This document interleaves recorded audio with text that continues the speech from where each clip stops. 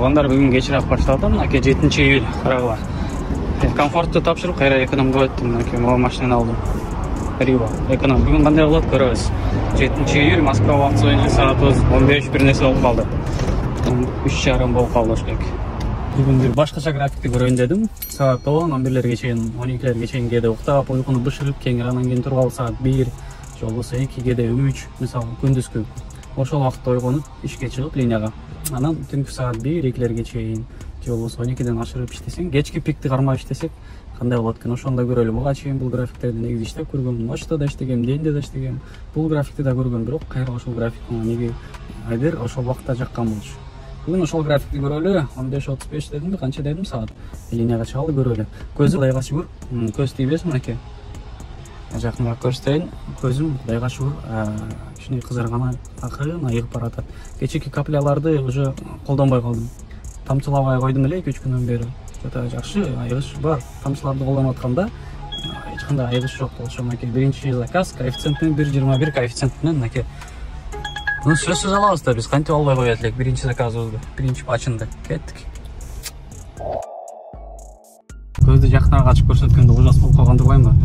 Буга чейинки комфорттун 2-күндүк сменасында туалетте кантесиңер деген суроого комментарийден келтириптерсиңер. Чай, фьюзти, болсо чоңураак баклажка депчи. Заправка, торговый центр, бет окуп алып катыптым. Анан көзүм боюнча, көзүм Кудайга шүгүр. Могу айнекти жабып айдап баштадым. Ошол комментарийде да ошондой кеңештерди берип атты. Айнекти жабып албай да, шамалдап сууга өткөн депчи. Эми буюрса, азыр 1000 рубльга бензинди койдук, заказга почти келип калдык. Үчүнчү заказды принимать эткенде дароо пассажирка чалып: здравствуйте, вы возьмете ребенка 8 лет без детского кресла деп атпайбы? Мен билишимче мыйзам боюнча 7 жашка чейин детское кресло керек. Да, конечно, возьму, вам тут ехать-то недалеко. Десем, ну да, я только что заказывал такси, и водитель отказался, говорит, что там детский тариф действует от 12 лет. Деп отказ берди дейт. Не знаю, новые правила, новый закон, что ли, я не знаю. Возьму деп. Это у нас братом, анан билгендер жазбай коелачы, детский тариф канча жаштан баштап иштейт, канча жашка чейин кресло керек. Негизи 7 жашка чейин мен билишимче. Туура эле билемби же жаңы мыйзам кирдиби? Пассажирлердин кеч чыккан жерлери бар да, экономдочу. Майбах заказ кылышкандай эле шашпай чыгышат кечиктирип. Еще и ключ чалсаң, все, 1 минуту и я на месте деп коюп, жок. Ай.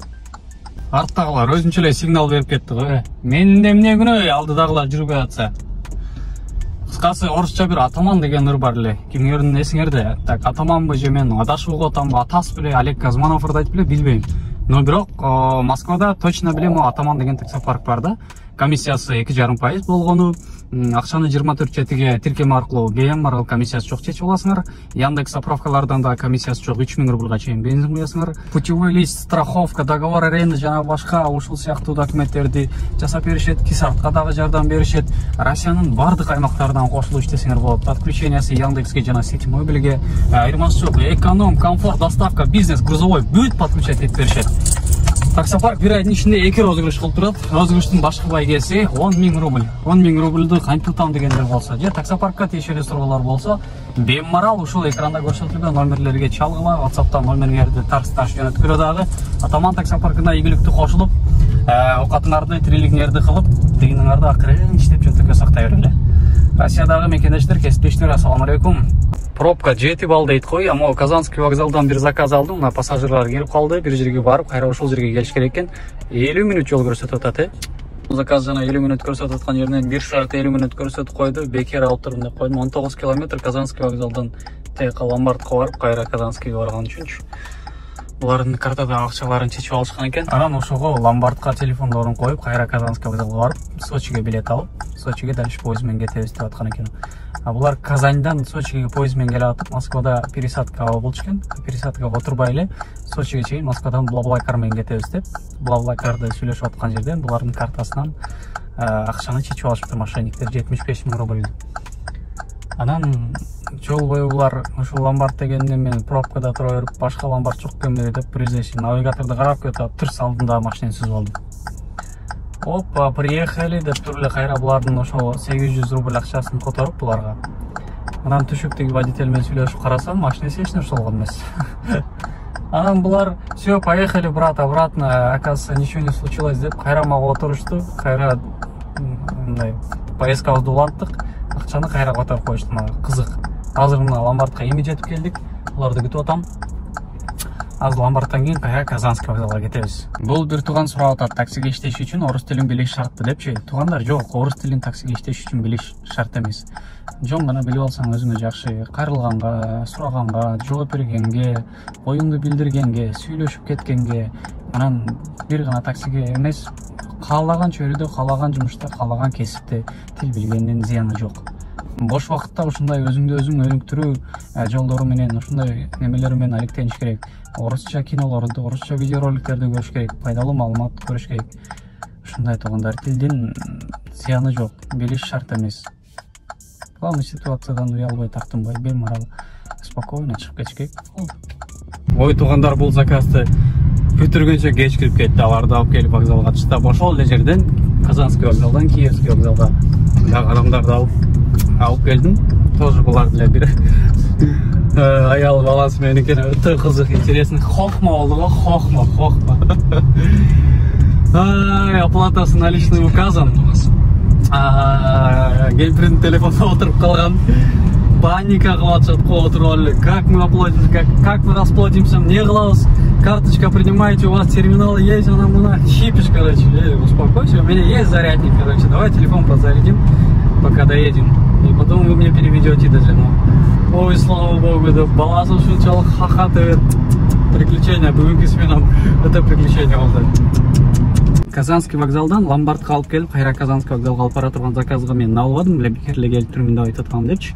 Вот, ошолорду алганым үчүнбү же эмне билбейм, ошолор 40 мүнөт күттүм.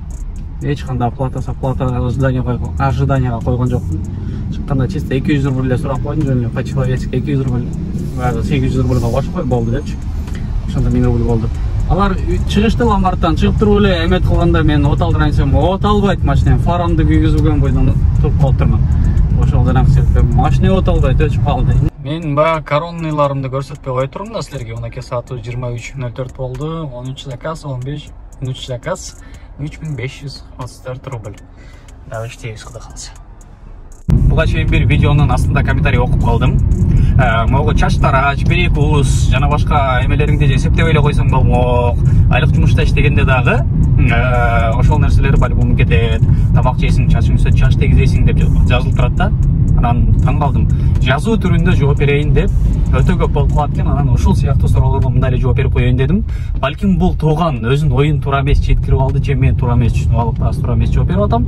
Бирок кандай болсо да мен түшүнгөнүм боюнча жооп бере кетейин. Мисал, айлык жумушка кирдиңер, 50 000 айлык аласыңар. Анан силердин баскан турганыңар, жол киреңер, тамак ашыңар, ошол чачыңар өсүп, чачыңарды алдырдыңар, дагы бир нерселер, кийим кечелерди алдыңар. Ошолордун бардыгын ошол 50 000дин ичинен иштетесиңерби, же Айша таңар силерге мындай бир чөнтөгүнөн чыгарып туруп акча берет.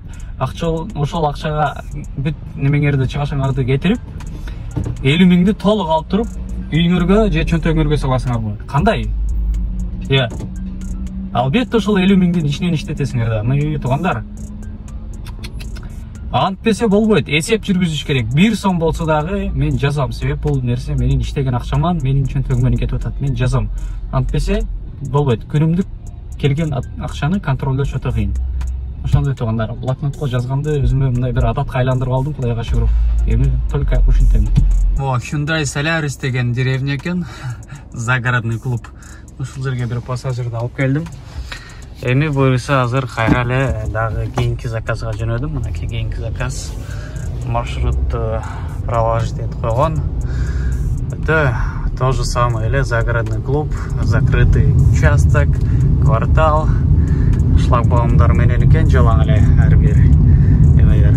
Крутой жер экен да, кыскасы. Анан дагы айта кетейин, туугандар, менин атым Гулжигит. Гулжигит. G-U-L-G-I-G-I-T. Гулжигит. Гулжигит. Ооба. Көпчүлүгү WhatsApp-тардан сообщение кылып, кайрылып атышат. Ассаламу алейкум, Аким, кандайсың? YouTube-та номериңди алып келдим эле. Ассаламу алейкум, Аким, кандайсың? Ассаламу алейкум, Аким, кандайсың? Жок, туугандар, менин атым Гулжигит, каналымдын аты Аким. Эмнеге Аким? Менин атамдын аты Аким. Атама жакын болгондугум, атамды жакшы көргөндүгүмдү белгилери деп каналдын атын атамдын атынан атап алгам. Вот такие вот пироги, туугандар.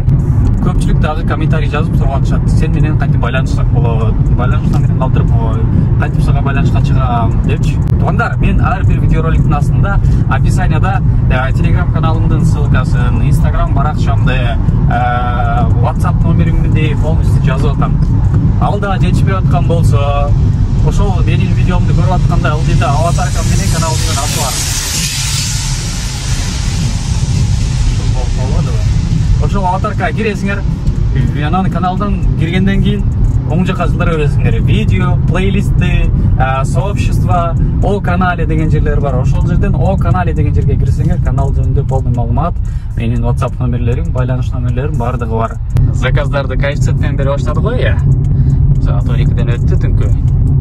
Үйгө кете турган нерсени ойлонуштуруп аттым эле, чыда кетпейт окшойм. Иштейт окшойм, чыда. Анакем ал вакытта мен негизи жалкоолугум кармап үйгө эле ургум келип атканым ал да. Эми коэффициентмен берип аткандан кийин кичине кармап иштеп койгон. Сабыр кылып. Так, 12ден 48 өттү. Гүлжит байкеңер домойдо күйгүзүп койгон жеринен бир заказ кылды. 6 мүнөттүк поездка кылды. Эми үйгө баратабыз. Үйгө 24 мүнөт барат экенбиз. Мытище жакта жүрөбүз. Көрөбүз. Чоп-чоп. Ого, вспышка көзүмө тийгизип бир башка эле жакка кайрылайын деп атам го. Бул жерде да мен өзүнчө жанакы болду байке, түшүндүм. Навигатордун голосовой уведомленияларын өчүрүп салсамбы, өчүрүп салбасамбы деп ойлоном да. Именно могу камера на скорость, камера на полосу, ошол экөө жанып турат. Калгандар полный өчүрүп салгам. Кулак мени жепитти деп койгула. Мен азыр атайын обочинага токтодум, ушул нерсени силерге көрсөтүп, анан сурап алайын дегем. Мынакей, пора отдохнуть дейт. Вы за рулем уже слишком долго. Через 3 часа нам придется закрыть доступ к заказам. Мынакей, мындай чарчаган мен өз экенби? Короче, хорошо деп коебуз муну. Ушул предупрежденияны, ушул уведомленияны Яндекс канча сааттын ичинде жөнөтөт? Канча сааттык эмеде жөнөтөт? Мисалы мен эртең саат 3-4-дө, 3:30 линияга чыктым. Ошол линияга чыкканымдан ушул азыркы убакытка чейинки немени аралыкты эсептеп туруп анан жөнөтөбү же жалаң гана менин ушул линияда иштегендеримди санайбы? Мен ортодо жана обедке чыгып, паузаларды кылып, линиядан чыгып кирипкендеримди саналабы, саналбайбы? Билген знаток таксист агайны кесиптештер ушул жөнүндө мага айта кеткилечи, комментарийде болобу жазып. Кече күнү Люблино жакта иштеп жүрүп, анан бир заводдор жакта заказ түшүп калып, ошол заводдорго адам жеткирип, акырын кайра тупиктерди аралап чыкканча өтө катуу пробка болгон экен. Ошол пробкалардан чыгып келатып, акырындап жылып келатып. Карасам, улам эле айнектен көрүнөт, хиджаб оронгон кыздар эки жака өтүп. Анан бул жерде мечит барбы, медресе барбы, же диний окуулар барбы, курстар барбы деп койгом. Карап турсам, биздин көпчүлүк кыздар, кыргыздын кыздары, хиджаб оронгон, ушундай сонун. Көрүп туруп ушундай жүрөгүң жылыйт, кубанасың, чындап эле кубанасың да, суктанып дегендейчи. Анан кээ-биркилерине көрүп кубанасың, жылыйт, жүрөгүң суктанасың, кээ-биркилерине көрүп туруп, карап туруп кейип кетет да жүрөкчү. Неге? Үстүнөн хиджаб оронгон, нормальный мындай фигураны белгисипеген кенен кийимди кийген, ылдый жагына джинсы шымды кийген, же болбосо жөнөкөй шымды кийген дагы бутуна кыска носки кийип алышкан, кызыл ашык муң чачык. Анан аны көрүп туруп жүрөккө ийит да, ой бузулуп, эмнелерди гана ойлоп иштебайсың да. Мен жалпы бардык эркектердин сөзүн айтып аткан жерим жок бул жерде. Мен бир гана өзүм үчүн сүйлөйм, өзүм үчүн гана жооп берем.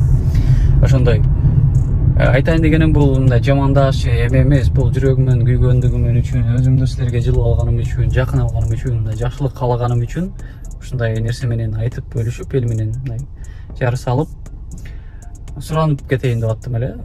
Колдон келсе, мен ойлойм ар бир мен оюнча мен ойлойм деген сөз жок экен. Мен оюнча ар бириңердин колуңардан келет.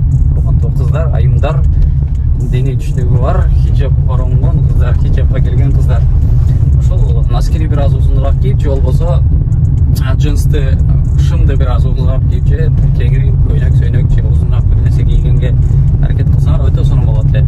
Мынакей могу жерге машинаны тыгып койдум. Эми ушул жерден алып кетпесе керек эвакуатор.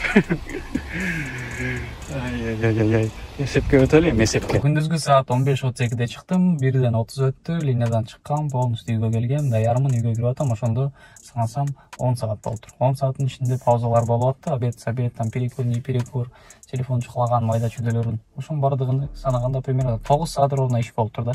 Красавчиктер, баланска кирели мынакей. Так, биз жумушту баштаганыбыз мынакей 7-июль күнү 15:34, 15:35 канчада баштагам уже эсимде жок. Мынакей түнкү саат 12-ге чейин 4197 кылдык. Түнкү саат 12-ден кийин 261 рубль кылдык. Анан жанакы Казанский вокзалдан Ломбардка алып келгендер 200 рубль доплата кылып беришкен за ожидание дедим эле го.